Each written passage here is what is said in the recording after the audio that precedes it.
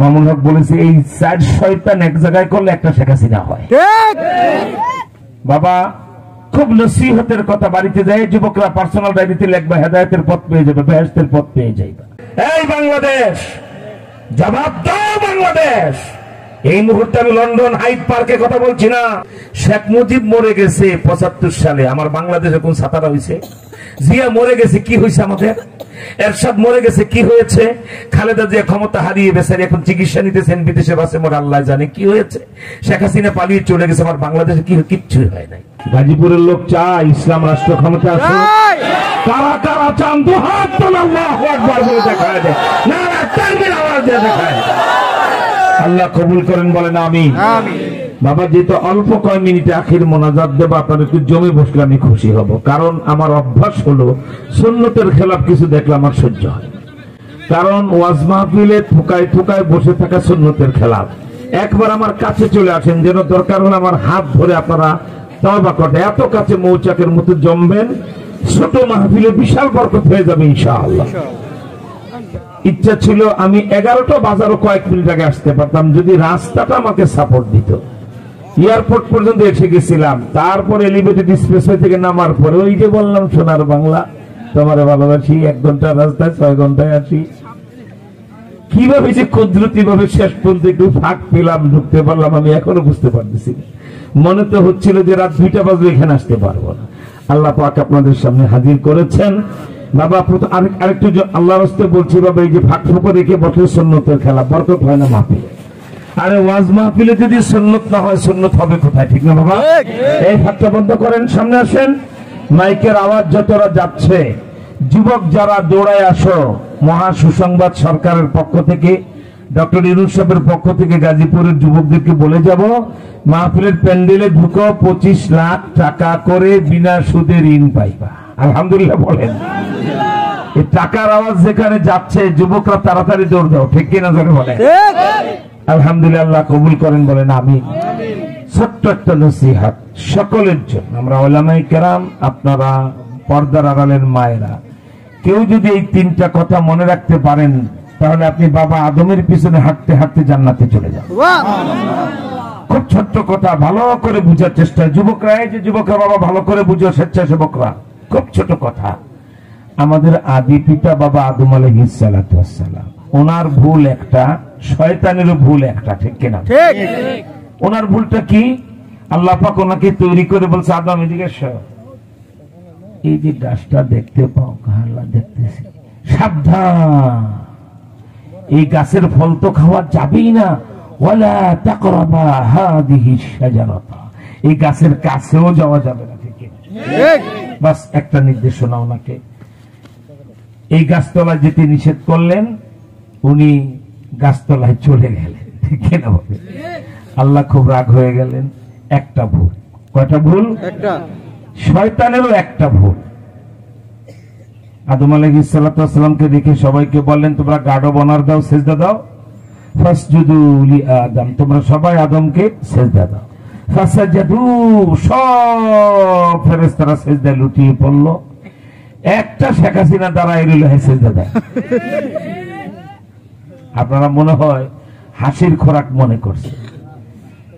আমাদের দেশের নেত্রী এত কুকর্ম করে গেছেন, স্বয়ং শয়তান কয়, আল্লাহ এই শয়তানিটা আমিও জানি না। ঠিক। এত নিকৃষ্ট হয় মানুষ, দেশটাকে ধ্বংস করে 2000 তাজা ছাত্র হত্যা করে গেল। এরপরও গতকালকে ভাষণ দেয়, আমার কি অপরাধ, আমি কি করেছি? এই আকামের কথা কইছে, এখন 24 ঘন্টা বাপ দাদার বিটে বাড়ি সব শেষ। ঠিক। আমি মানুষ দেখছি এত বেহায়া জাতের মানুষ, রক্তের মধ্যে কি যায়, এই জন্য মামুল হক বাংলাদেশের ভবিষ্যৎ রাষ্ট্রনায়ক। ধন্যবাদ জানে, একটা চমৎকার কথা বলেছে মামুল হক। পৃথিবীর কুখ্যাত নরঘাতক পশুদের 4টা পশু, একটা হলো নমরুদ, বিশ্ব শাসন করছে, ইব্রাহিম নবীর আগুনে ফেলাইছে। 2 নাম্বার ফেরাউন, মুসা নবীর বিরুদ্ধে এমন কোন অপরাধ নাই যা করে নাই, ঠিক কিনা? শেষ পর্যন্ত মুসা নবীকে সদল বলে মেরে ফেলবে, নীল নদের পারে গেছে, আল্লাহ পাক লোভ দেখায় পানিতে নামায় গোষ্ঠী সুতে চুবাইয়া মারছে। 2 নমরুদ ফেরাউন। 3 নাম্বার আরেকটা শয়তান কারুন, জগৎ ভরা মাল জাকাত দেয় না, আরামদাদা কেমন বকিল দেয়, কি বলেন ঠিক না? মুসা নবী কয় তোমার এত মাল যা বুলডাউনে রাখো, তালার চাবিগুলি বহন করতে 70টা ওট লাগে, তো তুমি জাকাত দাও, কই এই কাম আমার দিয়ে হবে না। এই কারণে কুত্তা একজনা খিদে লেগে যাবে, আবার খাওয়া লাগবে, এই জন্য চিন্তা করে না দেয়। কত বড় বকি এই তিনটা মানুষ, একজন হলো নমরুদ, একজন ফেরাউন, একজন কারুন।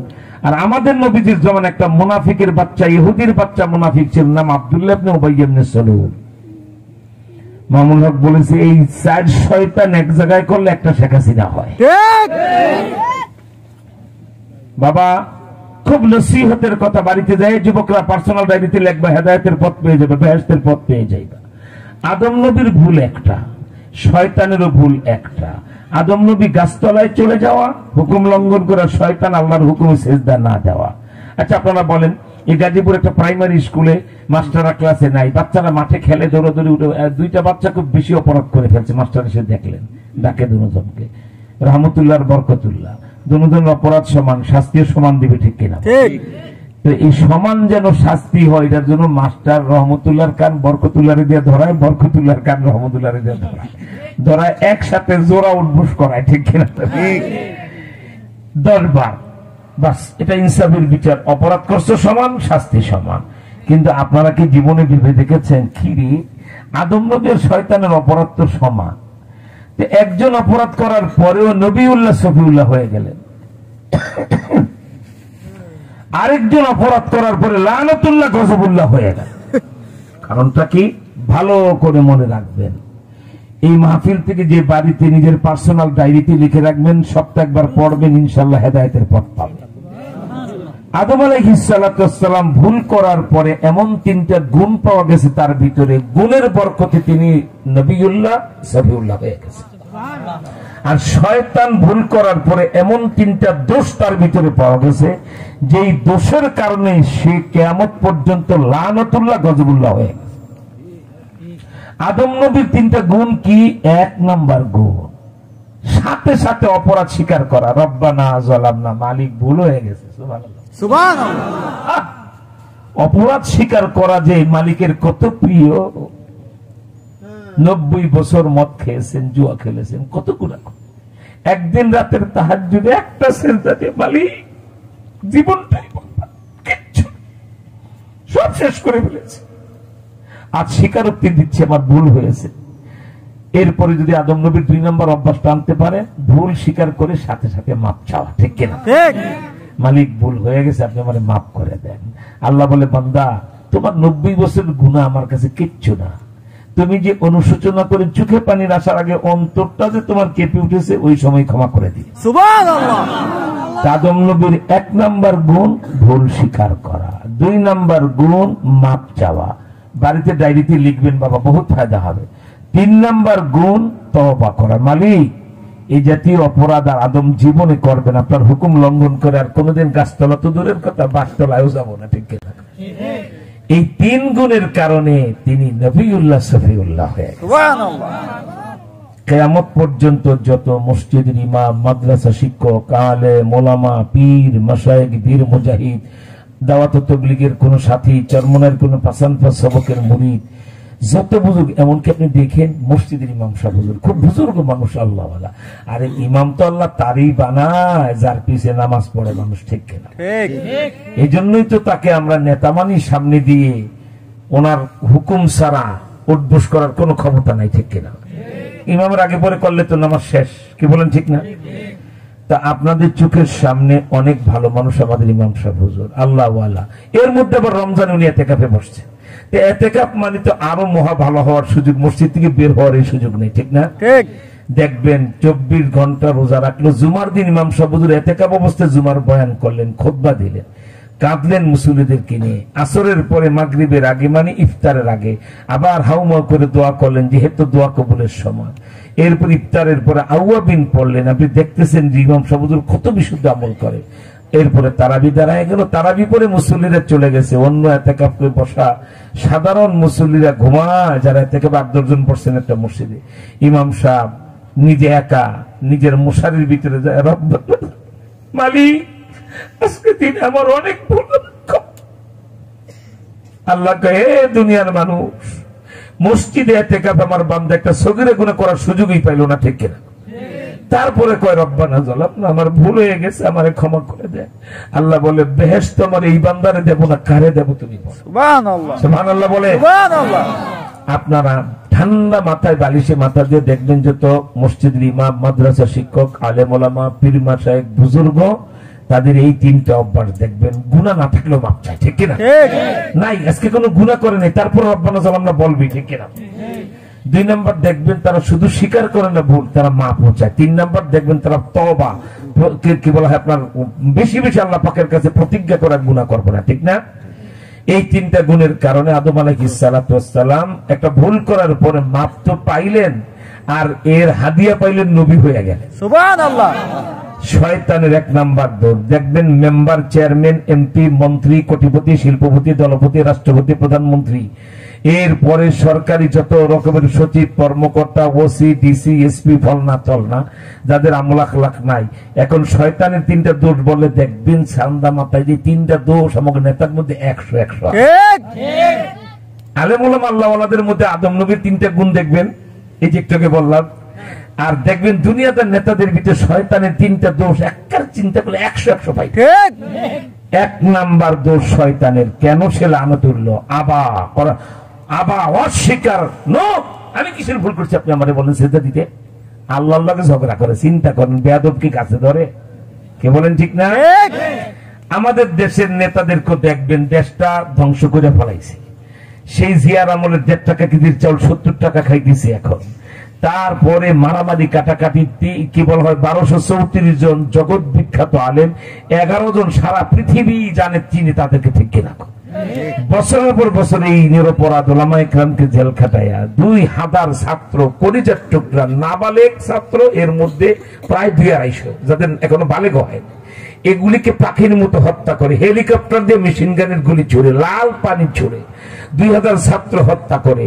ওলামায়ে কেরামকে শাপলা চত্বরে হাফেজ, জানেন এই বাংলাদেশ জবাব দাও বাংলাদেশ।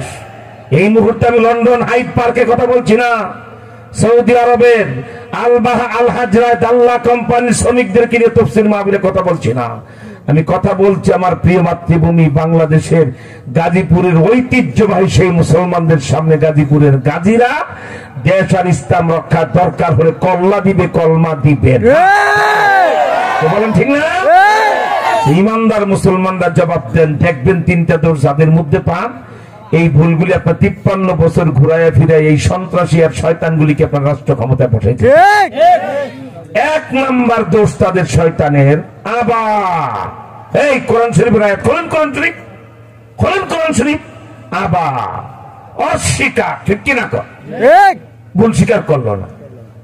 আমাদের দেশে না দেশ ধ্বংস করে বলে, তারপর might is right, my government is right, একটা টেন্ডেন্সি আর মানসিকতা তৈরি হয়েছে, আমি আমার দল ছাড়া আর কোন মানুষই দিনে দেশে নাই, সব খারাপ।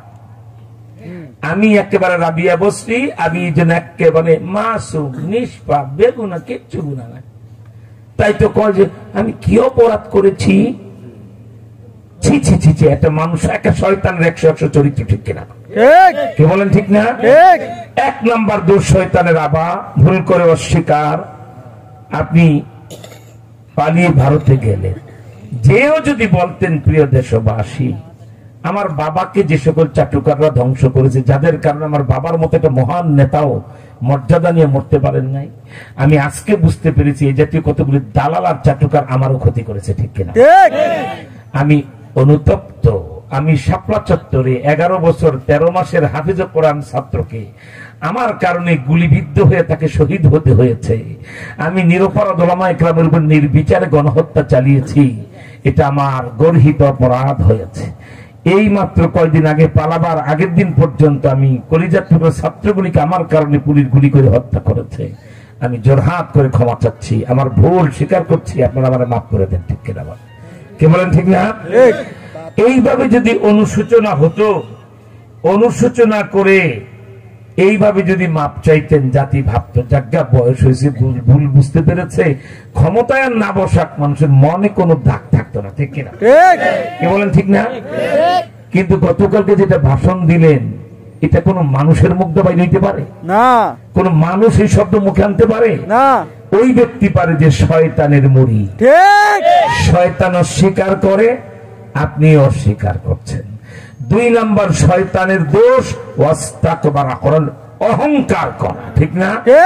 কি অহংকারী ছিলেন আপনার? অহংকার কি আছে? শুধু একটা লোকের মাইয়া, আপনি নাম তার বঙ্গ, ওনার মেয়ে হওয়া ছাড়া না শিক্ষাগত যোগ্যতা।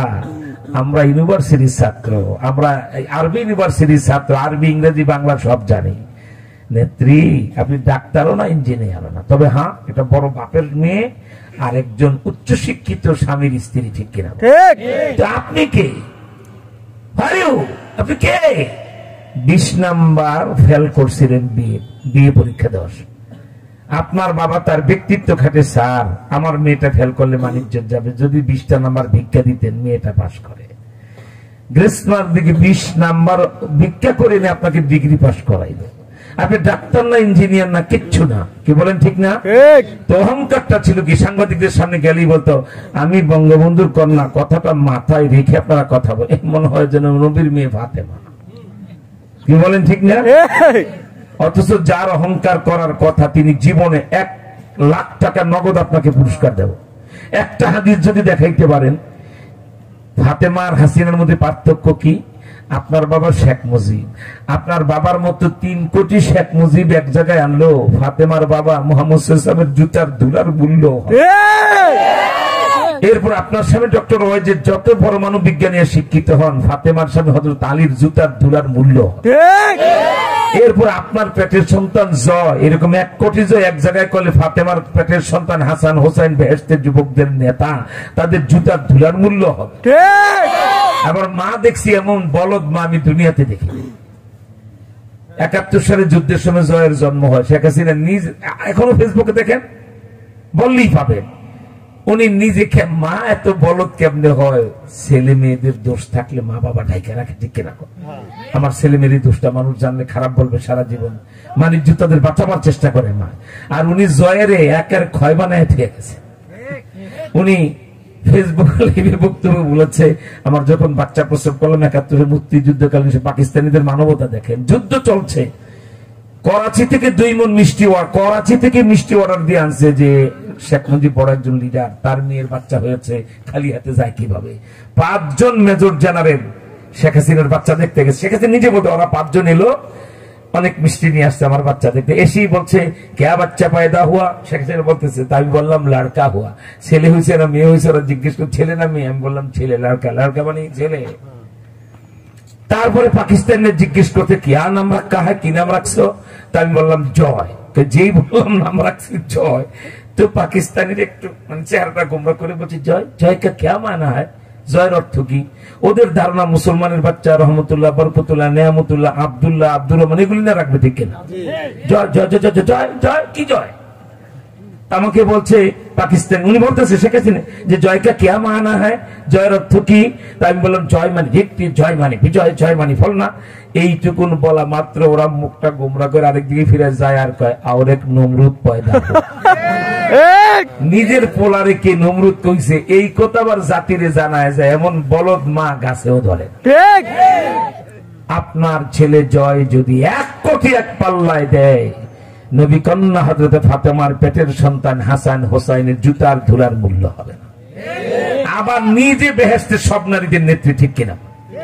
তারপর একটা হাদিস যদি কেউ দেখাইতে পারেন, সিয়াসিত্তার 6টা বড় হাদিসের কিতাবে হযরত ফাতেমা কোনদিন কারো সামনে বলেছেন মজলিসে, এই সাবধান আমি কিন্তু মুহাম্মদ সাল্লাল্লাহু আলাইহি ওয়াসাল্লামের কন্যা, কথাটা মাথায় রেখে কথা বললেন, তাহলে 1 কোটি টাকা পুরস্কার দেন।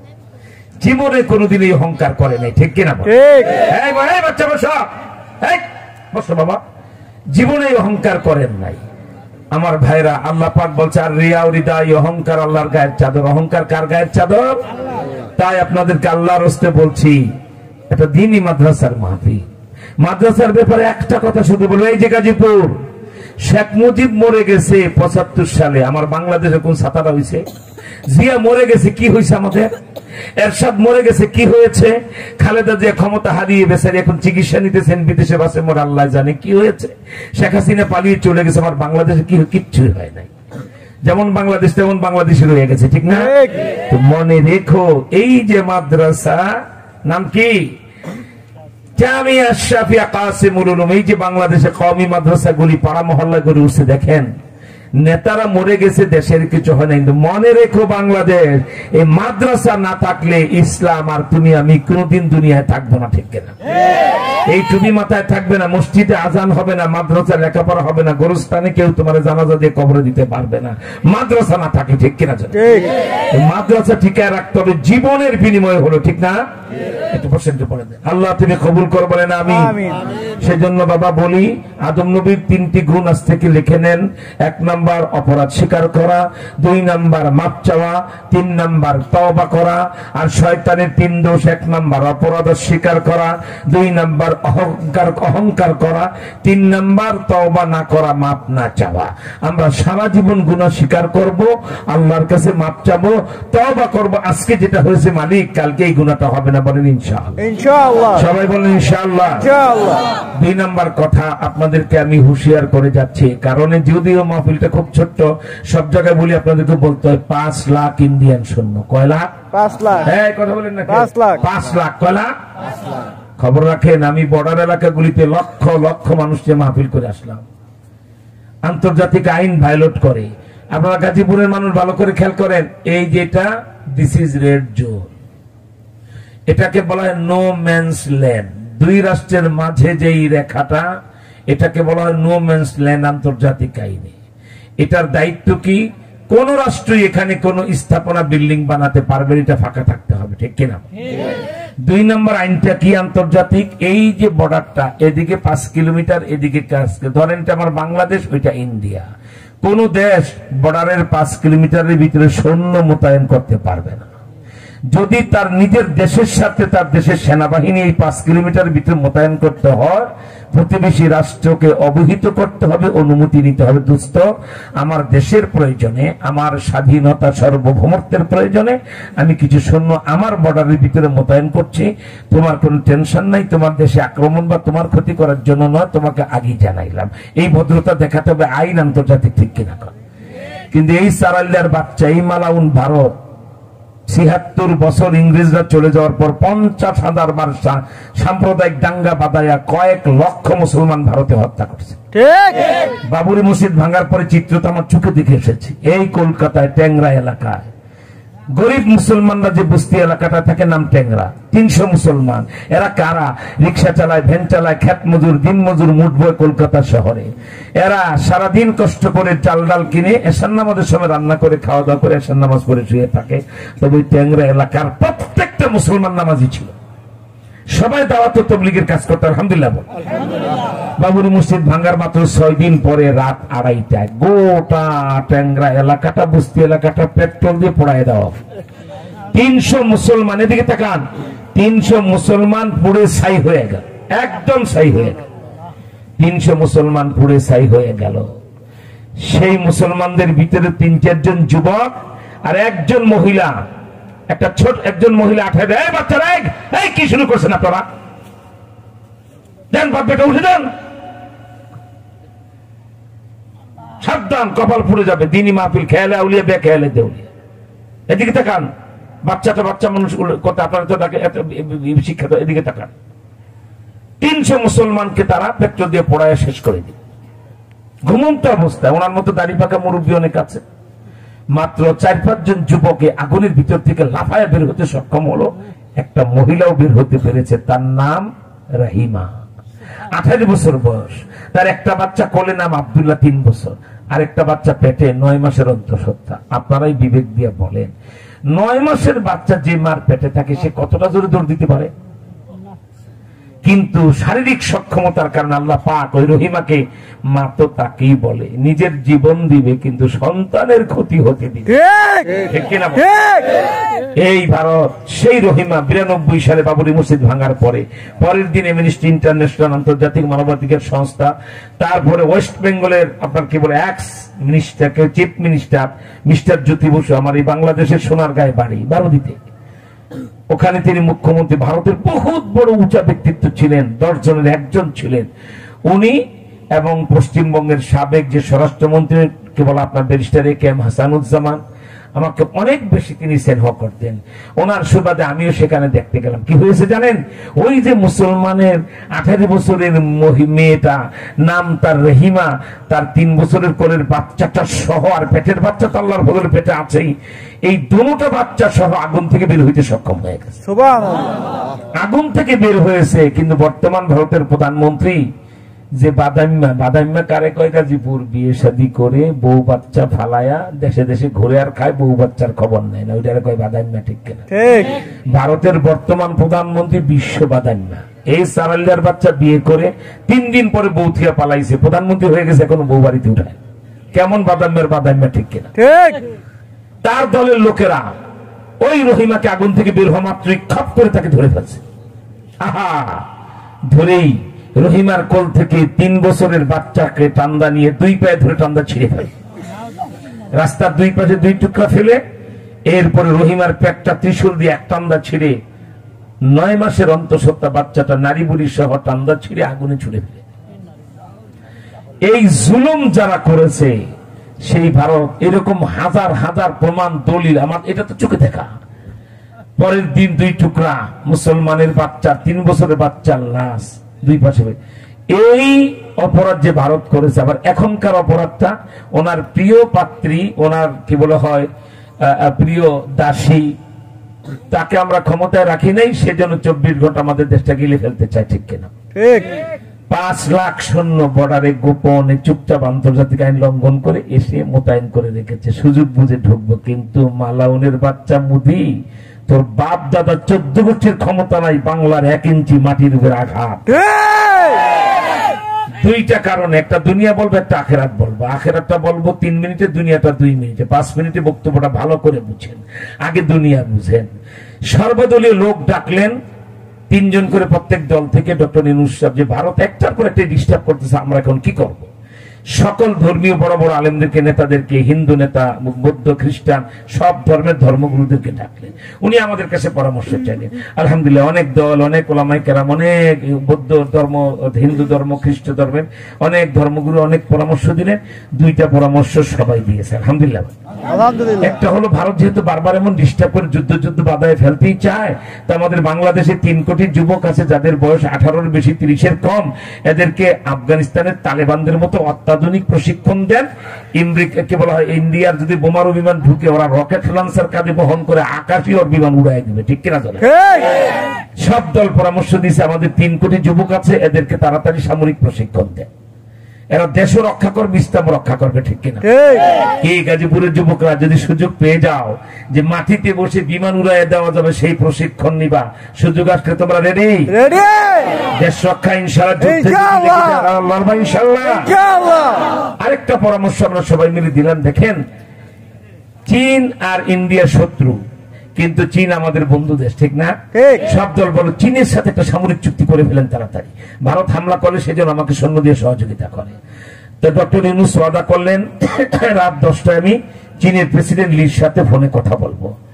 রাত 9টায় চীনের প্রেসিডেন্ট লি তারে ফোন দিছে। সুবহানাল্লাহ, সুবহানাল্লাহ। তো ডক্টর ইউনূস বলছে, দোস্ত আমি তো রাত 10টায় ফোন দেবো, আমি সব জেনে ফেলেছি, তুমি আমাদের বিশ্ব বস, তুমি আমারে ফোন দিবা, আমি ফোন দিলাম। সুবহানাল্লাহ। তোমার দেশের সব দল পরামর্শ দিছে আমার সাথে সামরিক চুক্তি করতে। কিসের সামরিক চুক্তি তোমার সাথে? ইউ আর মাই ফ্রেন্ড, তুমি আমার বন্ধু।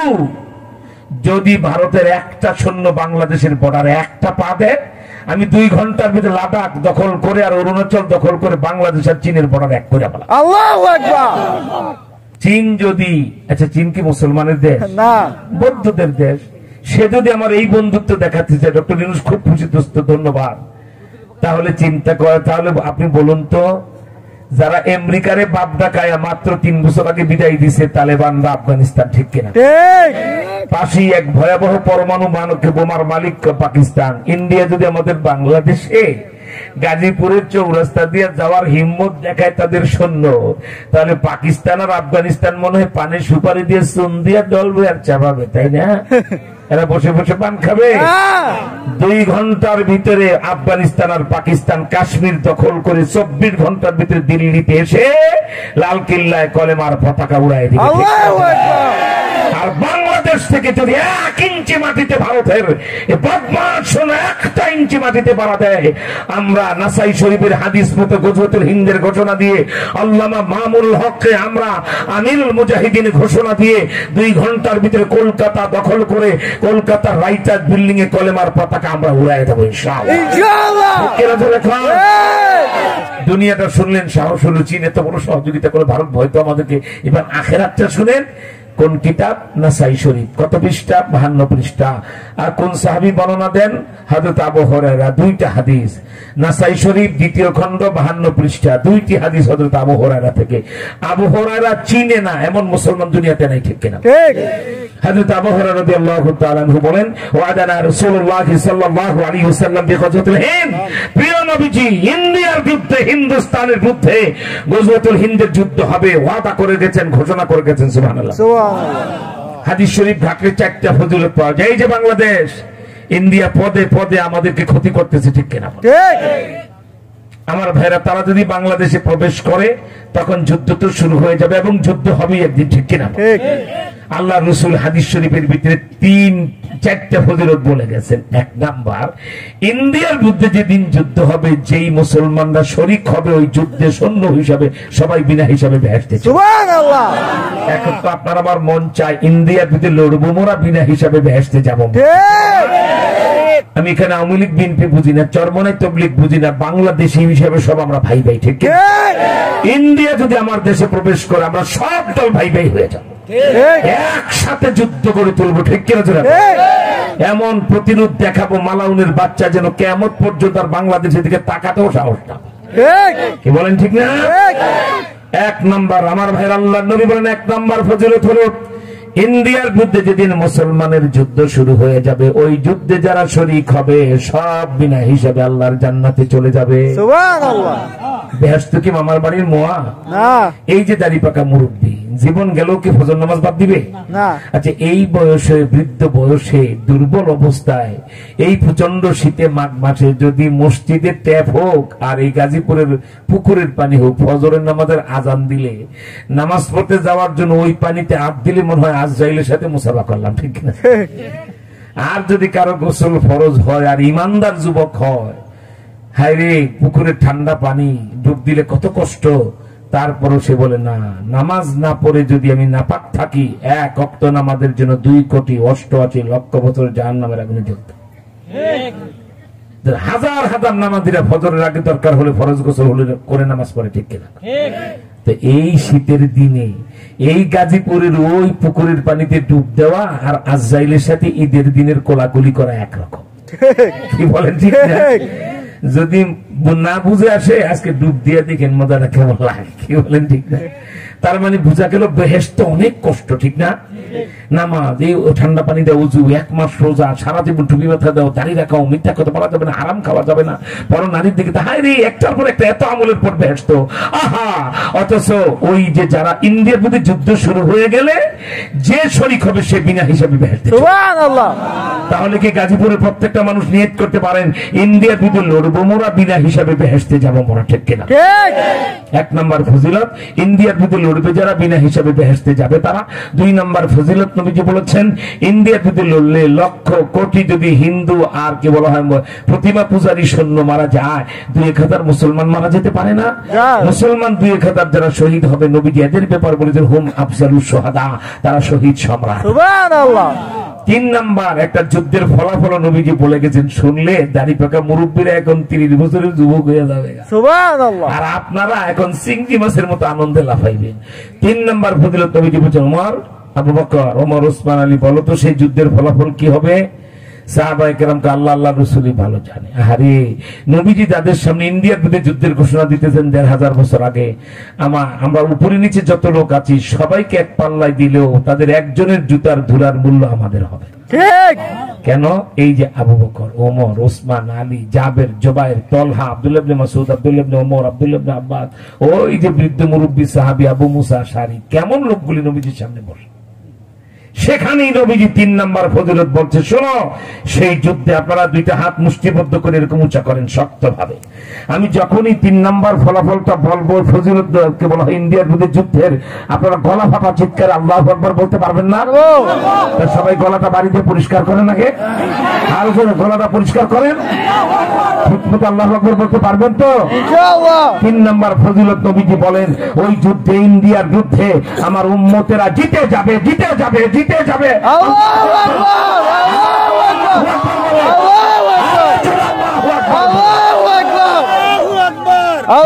খামোশ, নবীজি বলছেন জিতে যাবে, এখন আর হেরে যাওয়ার কোন আশঙ্কা আছে? মেম্বার, চেয়ারম্যান, এমপি, মন্ত্রী, কোটিপতি, শিল্পপতি, দলপতি, রাষ্ট্রপতি, প্রধানমন্ত্রী, এমনকি কোন মসজিদের ইমাম, মাদ্রাসা শিক্ষক, খানকার পীর, বুজুর্গ যদি হয়, 14 গোষ্ঠীও যদি বুজুর্গ হয়, আর মনে মনে যদি ভাবে এত বড় রাষ্ট্র ভারতের সাথে আমরা পারবো, হেরেও যেতে পারি, সে কাফের হয়ে যায়। কারণ ফুকাহায়ে আরবা, শাফিঈ, হাম্বলি, মালিকি, হানাফি, 4 তরিকার 4 মাযহাবের সমস্ত ফকিরা একমত, নবীজির একটা কথায় চুল পরিমাণ সন্দেহ করলে সে কাফের হয়ে যায়। সুতরাং নবীজি বলেছেন ইন্ডিয়ার বিরুদ্ধে আমার উম্মতেরা জিতে যাবে। কি দেখেন জানি না, এই কাশিমপুর কারাগার আমি আর মামুন হক যখন বছরের পর বছর কাটিয়েছি, 6 তলা থেকে ইন্ডিয়ার দিকে তাকাইলে স্পষ্ট দেখতে পেতাম ইন্ডিয়ার কলকাতার রাইটার বিল্ডিং আমরা কলেমার পতাকা উড়াইতেছি। সুবহানাল্লাহ। আমি এখনো যেন দেখতে পাই, খামোশ, আমি যেন এখনো দেখতে পাই ইন্ডিয়া যেদিন আমাদের সাথে বেয়াদবি করবে, আমরা বাবরি মসজিদের উপরে যে ওরা রাম মন্দির বানায় রেখেছে, একটা লাঠিতে সেই মন্দির ভেঙে আবার বাবরি মসজিদ বানায়া আল্লামা মামুনুল হককে খতিব ঘোষণা করে আমরা সেখানে জুমার নামাজ বাবরি মসজিদ আদায় করবো। ঠিক কিনা? গাজীপুরে যদি দাওয়াতটা আসে, পাসপোর্ট লাগে না, ভিসা লাগে না, সারা ভারত এখন মুসলমানের হয়ে গেছে, বাবরি মসজিদ আবার পুনর্নির্মিত হয়ে গেছে, কারা যাবে জুমায়? ওই দাওয়াত পেলে কারা যাবেন? হাত তোলে, আল্লাহু আকবার, আল্লাহু আকবার, হাত তোলে, আল্লাহু আকবার, আল্লাহু আকবার, আল্লাহু আকবার। আল্লাহ তুমি কবুল করে জোরে কোন আমিন। ইনশাআল্লাহ বাবরি মসজিদ আবার পুনর্নির্মিত হবে, আমাদের হাতে নির্মিত হবে ইনশাআল্লাহ, ইনশাআল্লাহ জোরে কোন ইনশাআল্লাহ। 4 নম্বর ফজিলত, আরে আমার রাসূল কি অভয় দিয়ে বলে গেছেন, 4 নম্বর ফজিলত গজওয়াতুল হিন্দ। ইন্ডিয়া, গজওয়া মানে যুদ্ধ, হিন্দ মানে ইন্ডিয়া, ইন্ডিয়ার যুদ্ধে যুদ্ধ একার ভাঙ্গে ছিল বলে দিয়ে গেলাম। ঠিক কিনা? ঠিক। পাবেন কোন কিতাবে? নাসাই শরীফ। কোন খণ্ড? 2য় খণ্ড। কত পৃষ্ঠা? 52 পৃষ্ঠা। হাদিস 2টার রাবি বর্ণনাকারী কে? হযরত আবু হুরায়রা। ঠিকানা শুদ্ধ বলে, গ্রাম বললাম, পোস্ট অফিস বললাম, থানা বললাম, জেলা বললাম, মোবাইল নাম্বার শুদ্ধ বলে দেয়া। সুবহানাল্লাহ। কি বলেন? ঠিক না? ঠিক।